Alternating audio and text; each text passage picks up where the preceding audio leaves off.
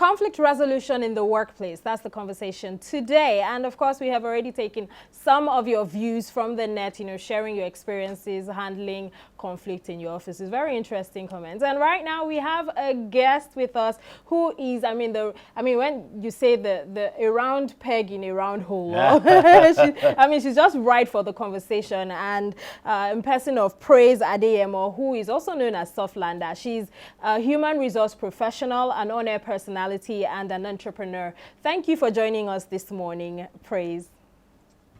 You're welcome. Good morning. Good morning. Good morning. You're looking bright and, ready to break this down for us so that we learn to work in peace. Yeah. Thank you. Thanks for the compliment. I'm just trying to follow in your footsteps anyways. Oh. All right. As an HR professional, how can companies ensure a culture of open dialogue in the workplace to ensure that, conflicts do not escalate? Okay, that's a very deep one, and it encompasses a lot of things, but I'll try to break it down to its barest minimum. Okay. So it starts from the leadership, and then it also starts with the vision of the organization. So the question is, where are you headed? What is the vision of the organization? Where are you going to? You realize that we have vision statements, and then we have values that constitute our culture for a reason. If all these things are broken down into smaller molecules, for lack of a better word, you realize that there is something that is linking everything together.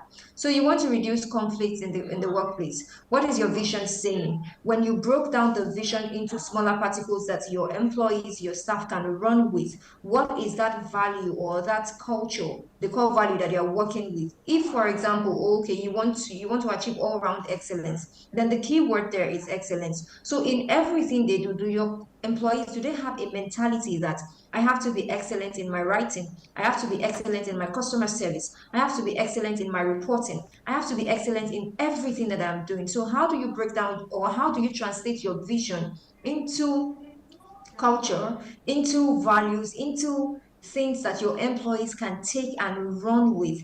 Now, if you now want to, one thing I also like to say is that we cannot run away from conflict. Matter of fact, I would say that we should embrace it. And in embracing conflict, one of the things that we must learn to do as leaders, I also mentioned that it boils down to leadership, is we need to start teaching people or equipping them on how to handle difficult conversation, which is where conflict lies. Because whether you like it or not, you will have conflict with people. You're going to have with your colleagues, you're going to have with your family members. So how do you want to run away from it? You will have with the random person on the street who doesn't even know you. So conflict is here to stay. But is conflict a good thing or a bad thing? It depends on how it is properly managed within the system. That's when you know if it's good or bad. Now, if you want to encourage openness within the organization, again, what kind of culture or values do you have in place? Is it a situation where when someone expresses how they feel, you shut them down, or you are open to receive all sorts of feedback and then you teach people? Because for every opportunity to dialogue with someone, it's an opportunity to impact. So you teach people how to separate the issue from the person or from the problem at hand. So that way you are teaching them how to manage conflict indirectly. So there are several ways, but I would say that one fabric with which all lies in is culture. What is the culture of your organization? And as they taught us in social studies back then, they say that culture is a way of life. It is still true. It just depends on how we are manifesting it right now. Is it in terms of the words we use? In your organization, what's the word you use when somebody is struggling and the person needs support? Is it a case of go and solve it, that's your problem? Or it's a case of, I'm here, how can I help you? How open are you? Is it a psychologically safe environment? Everything boils down on the culture of the organization. The culture tells you how you're able to manage conflict. Do we hide from it? Do we run from it? Or do we operate a system where we just throw people away when conflict occurs?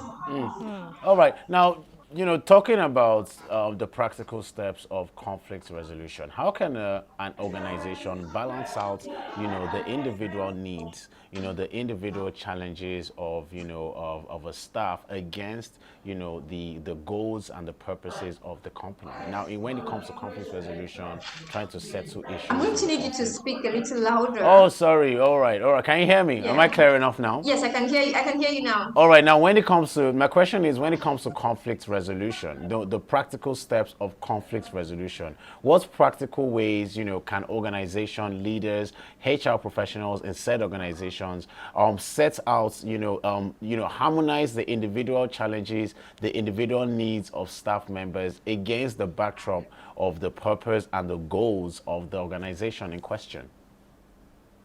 Okay. First of all, you need to have an open and a listening environment. I would say that the foundation starts from the recruitment process, where, first of all, the individual that you're bringing in, does the value of that person align with the value and the goals of the organization? When there is a misalignment somewhere there is bound to be conflict later on, because one, at the recruitment level, there is a misalignment of values. The values of the individual and that of the organization do not come together. So you're going to have conflict in future. It may just not happen at immediacy, but it's definitely bound to happen. Now, if that's out of the way, there is a conflict of interest somewhere. How does the organization manage that? First of all, you need to listen to both parties. This is what the organization wants. This is what this individual wants, which is causing a conflict here. You would put a lot of things into check. At the end of the day, I would say this, and yeah, it might come into disagreement that the values of the organization might outweigh and may supersede that of the individual, in the sense that here, the person operating with the supreme power is the organization because they are the one paying the bills. However, if this individual's value is recognized and needed, as it were, and we can see this person as an integral player within the organization, then comes where the part where we mediate. You have to listen to both parties and see, okay, what exactly is the source of the conflict from this person? Why is there a conflict of interest?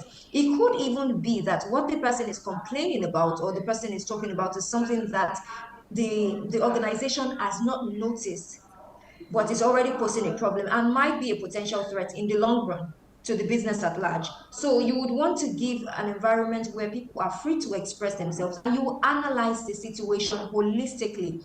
If we go through this route, is it going to favor the organization?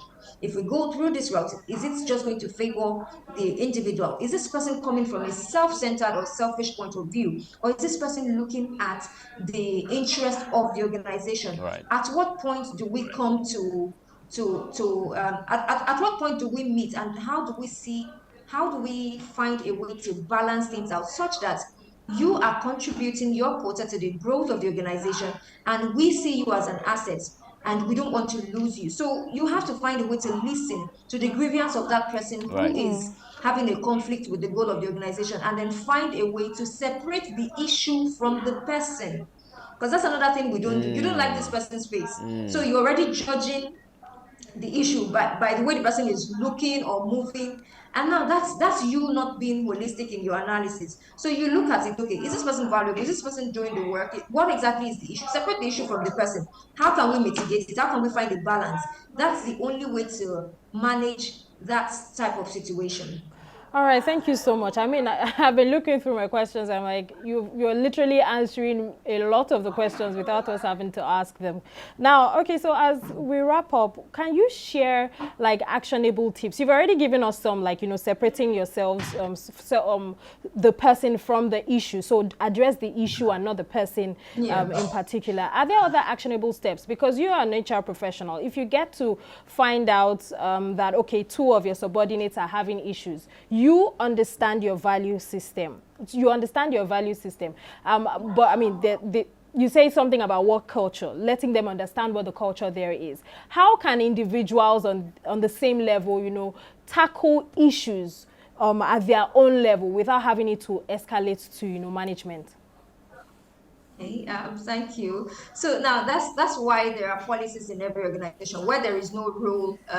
How do they put that phrase? That where there There is is no rule, no, there is is it where no there is no sin. rule or where there is no law, there is no There's no, offense? yes. Yes. So we have policies guiding us in everything we do in the organization, so that people will not misbehave, people will not go against the values and the goals of what the organization wants to achieve. Again, in our individual lives, we have certain principles that I would want to label as habits, things that we do, and these are things that guide us also in our actions and inactions. So you do not want a situation to escalate. I'd say, for example, what does the handbook say about channels of reporting? Because sometimes you realize that conflict starts from work infringement.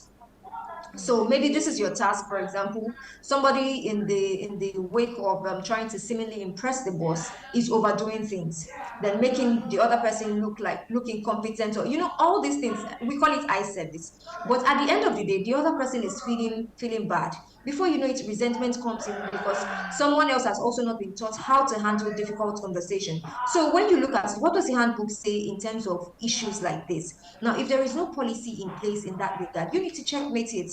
If you are the one in charge, put up a policy such that everyone feels heard, everyone feels, and there should also be someone that the person can reach out to. Most times it's usually the HR department, but in a case where there is no HR department, it could be the next line manager.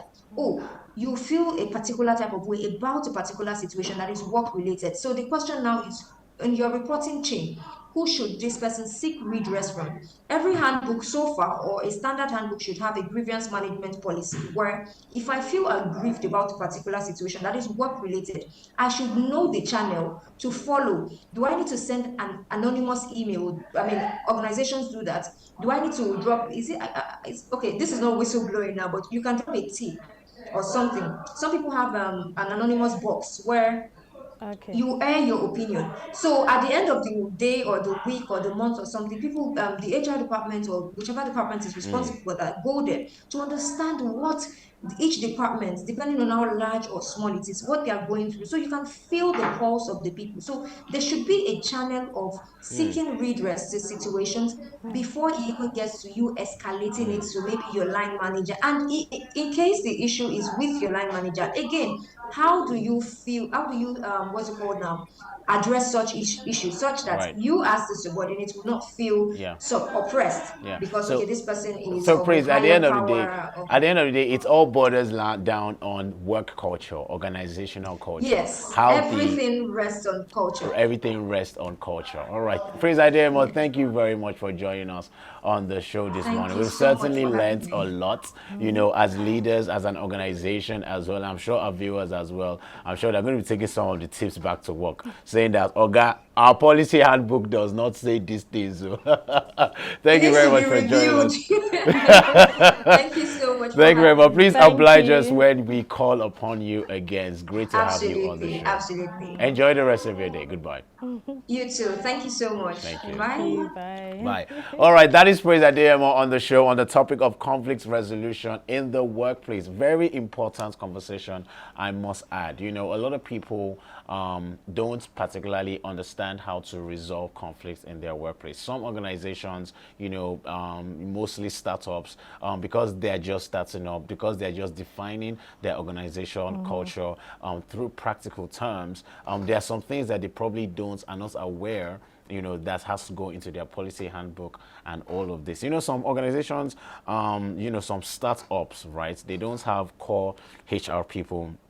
They work in an organization because they can't afford to pay for So that service. So professional. they do it by themselves, and they get not substandard, but they get somebody to just fill that space up for them. So there are things that they might miss when they are defining their policy handbook and all of that. That is why conversations like this on this platform is actually important. And, big ups to Praise Adeyemo.